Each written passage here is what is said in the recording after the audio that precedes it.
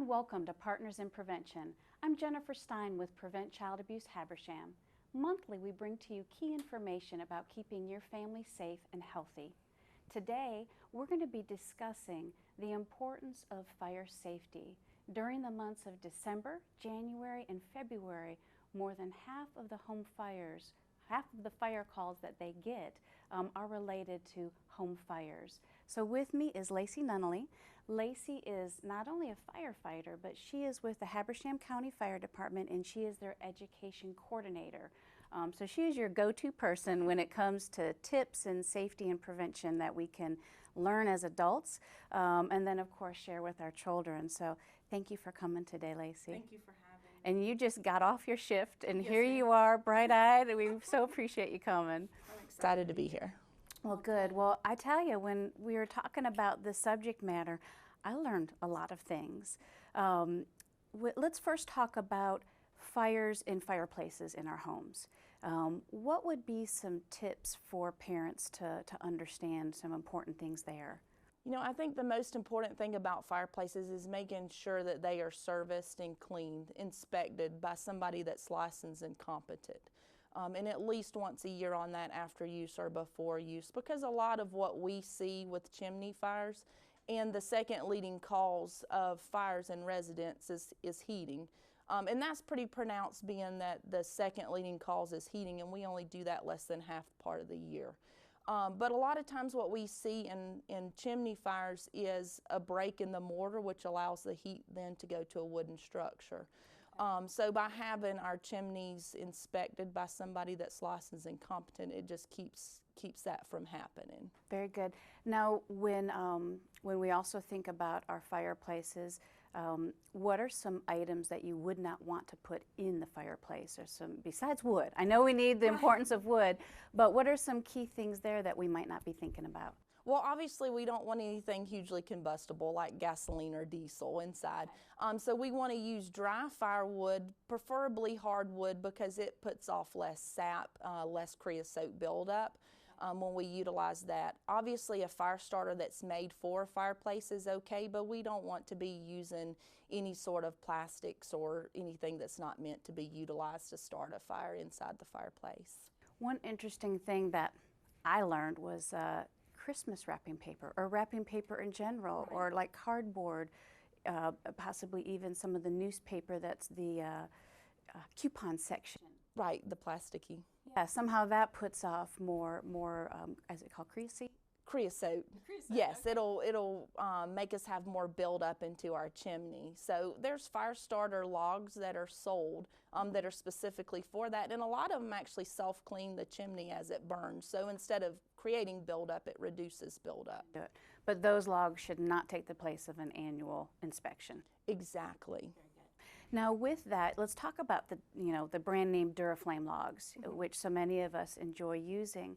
Is it safe to use a Duraflame log and real wood, or should they be separate? Yes, because the Duraflame is just a starter. So we're going to place that in with the wood that we're planning on burning for the heat source, and the Duraflame starts the fire, and then the natural wood begins to burn to heat the home. Okay, so that's a safe measure versus Yes, us ma'am. using lighter fluid and things. Right, no lighter fluid, cardboard, wrapping paper. Very good. With that, you have children in the house. Of course, real wood also emits sparks.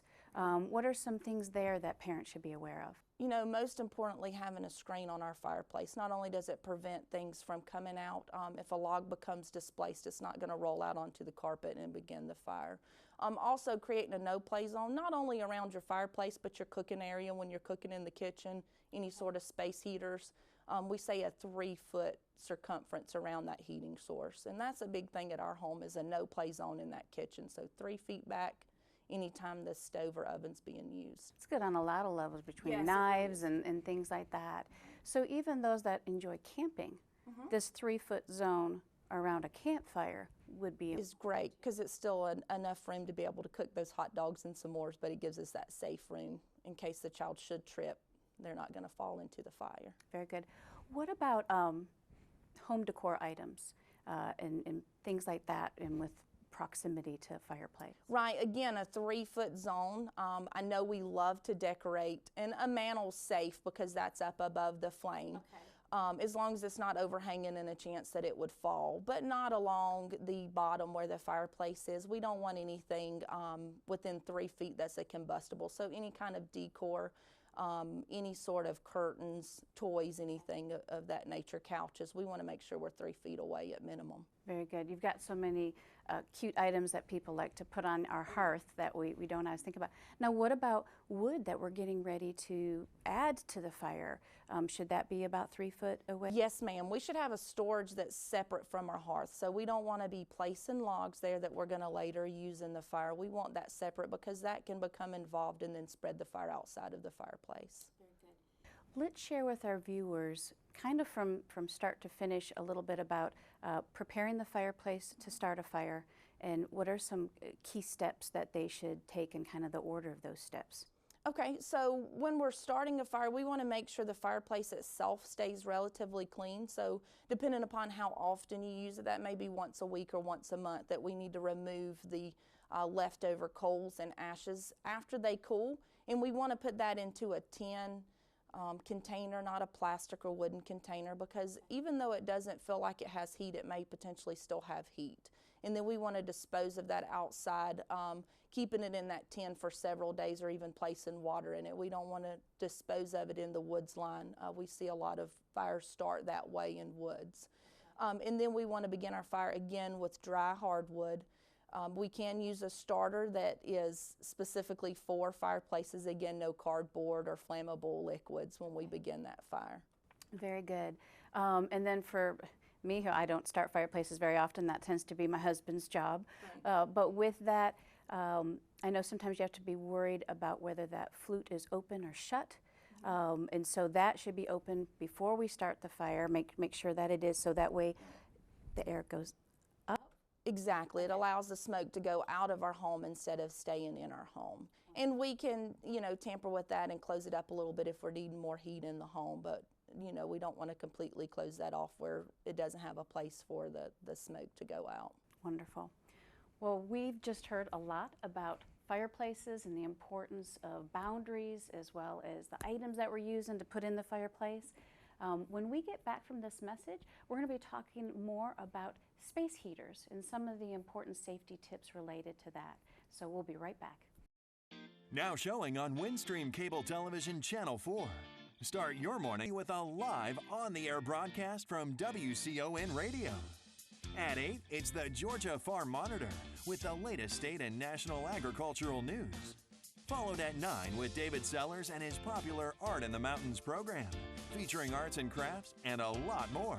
And at 9:30, share a taste of the community with Jim Gear and Friends. Windstream Cable Television Channel 4. It's what people are watching. Welcome back to Partners in Prevention.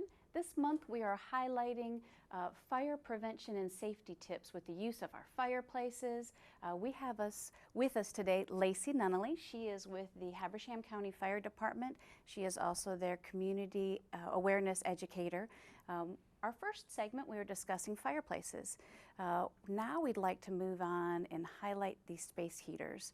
I was reading that an electrical space heater, the calls that come in are 5 times more likely to be fatality fires from these electric space heaters, which was alarming to me. But let's move on, Lacey, and talk about some of this with the space heaters. Okay. A lot of times when we see space heater fires, obviously they're involving electricity, which we see with that the infrastructure of the home being involved. So those fires tend to move a lot quicker rather than being contained within the chimney or the fireplace itself. So that's what the statistics are showing, is that it moves a lot quicker, giving residents a lot less time to be able to get out of the home. Goodness. Now, with a space heater, and I use them often, especially, you've got a big room, you don't want to turn the heat up, trying to save some money, and so you roll that little item a little bit closer to get more comfortable. What are some tips there that we should be aware of? Well, just like we spoke with the fireplaces, that 3-foot circumference of combustibles is so important. keeping that no play zone, keeping it 3 feet away from furniture or any sort of combustibles. The curtains, like you said, you're chilly, you move it a little bit closer, and you get warm and begin to nap on your couch, and that's where a disaster can happen. So we want to make sure that when we place our space heater, not only are we placing it on a flat surface, but also at least 36 inches or 3 feet away from a combustible. Very good. What about as far as outlet usage, things like that? Because you're saying because it's wired to our home, that's where things rapidly happen. What are some key points there? Well, when we use an outlet, we most definitely don't want to overload it. So 1 heater per outlet, trying to reduce the use of extension cords because a lot of extension cords become overheated quickly with a lot of power pulled from them. So we want to plug that heater directly into an outlet and reduce the use of extension cords. Another thing, anytime we use extension cords, we want that out of a high traffic area, not only for a tripping hazard, but what we see a lot of times is someone needs to run it through that high traffic area and they run it up under a rug to keep from tripping over it. And an extension cord has a sheathing around it that's meant to breathe, so it needs to be in open air. So anytime we run it up under that rug, we're overheating the extension cord itself. My goodness, I had no idea about that. And you think of decorative-wise, with the electric heaters, they're electric. Water and electricity don't mix, Yes, you know. Some of those things. What about these other space heaters that many use, kerosene and other fuel-based space heaters? What are some key points there that residents should be aware of? I guess the main thing is, not to reiterate, but the 36 inches, but also using the fuel that's appropriate for that heater. Okay. We don't want to use anything that's not meant to be used in that heater, obviously, because it will overheat and become a fire. Very good. With that, so if it's a new item, you're going to read the box carefully. You're going to make sure you're following the grade of fuel. Correct. And then if it's a hand-me-down, is that something that they could bring to the fire department and someone guide them as to what they should use? Potentially, yes. Obviously, we can't Guarantee. Yeah, we can't certify that heater's safe, but we may be able to help you. There is a thing called a UL rated that would be on the tag or the extension cord, also on the boxing. Something important to look for when you're purchasing your space heaters. Not only is that tested and approved, but what it does is ensure that the heater would cut off when it hits a certain temperature, so it's got an internal thermostat. Also, another key factor to look for is a safety switch in your heater. If the heater should be tilted at all, knocked over by a pet or a child, or just knocked over in general, it will automatically cut off. So even if you're not home, it gets knocked over, it's not going to catch your carpet or your hardwood on fire because it's going to kill the power to it. So perhaps if you don't have that UL rating and it does not have those safety features, Right. It's time to move on. Exactly. It's time to purchase a new heater for sure. Good. So with the fuel-generated space heaters, we have to be concerned with carbon monoxide. Yes. What happens with that? Well, the most important thing you can do is obviously have a detector for carbon monoxide. Anytime we have gas in our home, whether that's through an appliance, a water heater, a stove, anything that utilizes gas in our home, we want to make sure we have carbon monoxide detectors. And it just picks up on the parts per minute of the carbon monoxide and warns an occupant. If we're feeling dizzy, if we're feeling faint, nauseous, those are key signs that we're inhaling carbon monoxide. Okay. So anytime we feel that, we want to open up windows, exit the home, and call 911. We actually have a gas monitor that we can come out and test the residents to ensure that you do not have too high carbon monoxide in your home. Okay. And where can somebody pick up a carbon monoxide detector? Is it home improvement? Yeah, any home improvement, Walmart sells them. Very good. With the fuel-based space heaters, are a lot of them like a grill where you have a pilot light and you have to be worried about lighting them as far as the gas permeating? Most of your newer ones have a click start, a lot like the wall heaters. Okay. So they're very easy to start. Mm-hmm. Most of the new ones do not have a constant pilot light. It's upon use where you light it. So very good. So much safer. So there Yes. again, go with the newer. Take that plunge and Yes. and purge those outdated ones and get the Exactly, because it may be pricey, but you can't put a price on a family member for sure. So. Absolutely. With the carbon monoxide detectors, where should they be placed among the, around the house? How does that work?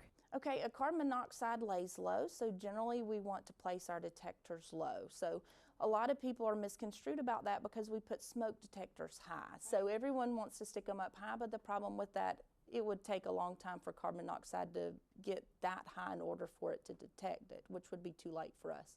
So our carbon monoxide detectors are going to lay low, and we're going to put them in the rooms that have the gas applied to them. So if that's in the basement with a water heater, we can place it there along with another one upstairs. If it's near the stove, then we can place it right outside the kitchen so that it's picking up on that carbon monoxide. Very good. And of course, if you smell gas.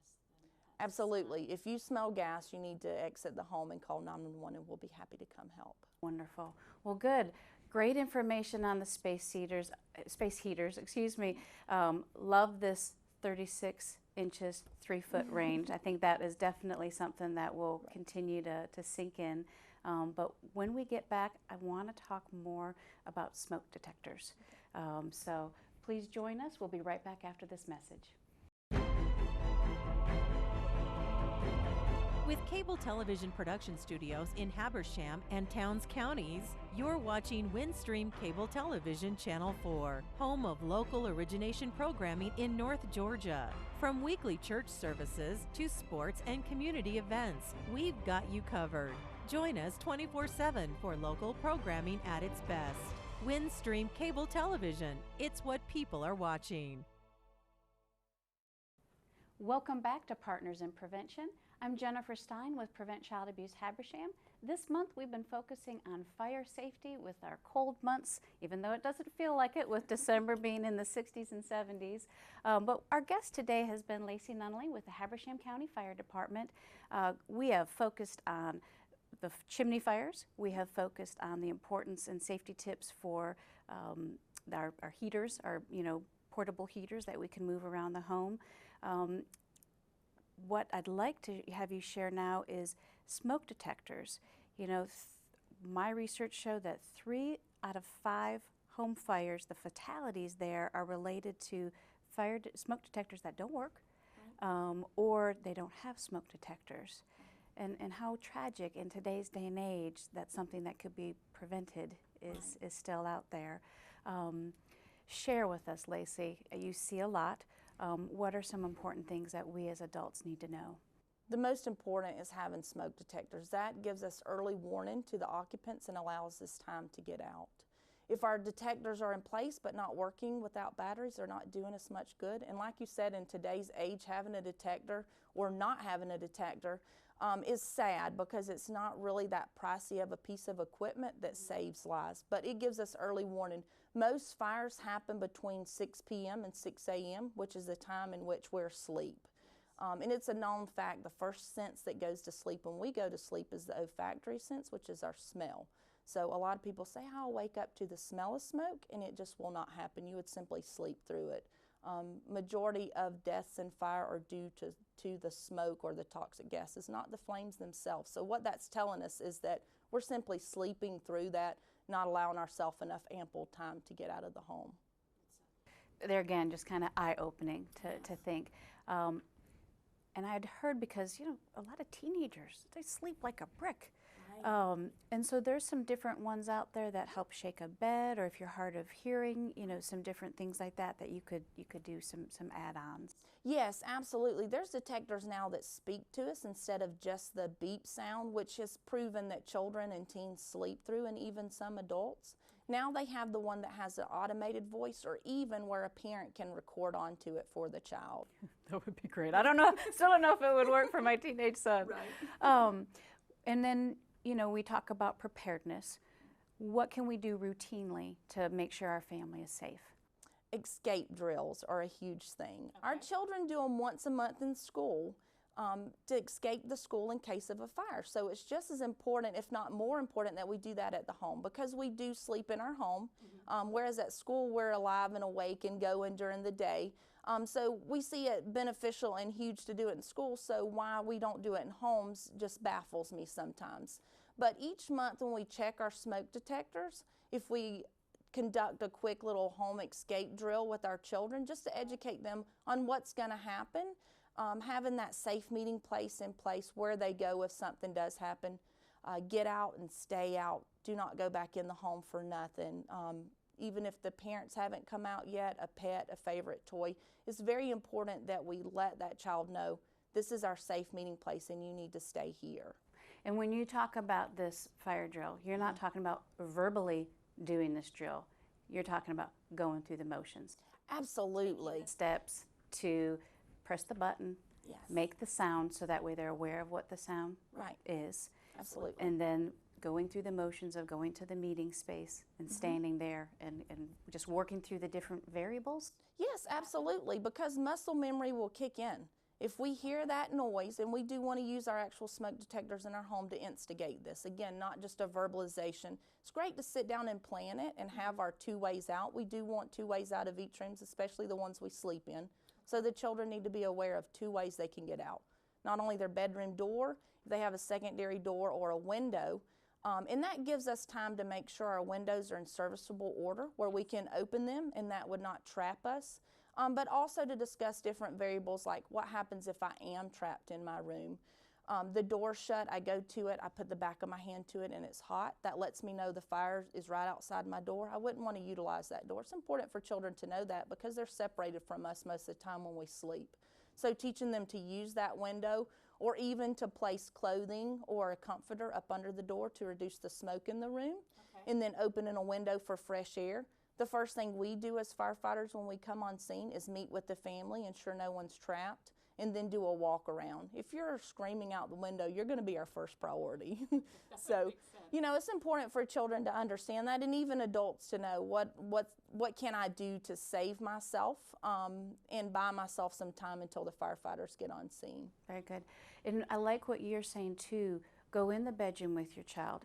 Go through the different measures of the comforter and touching the door and looking at the different routes, so that way it's not a foreign concept in the event that they need it.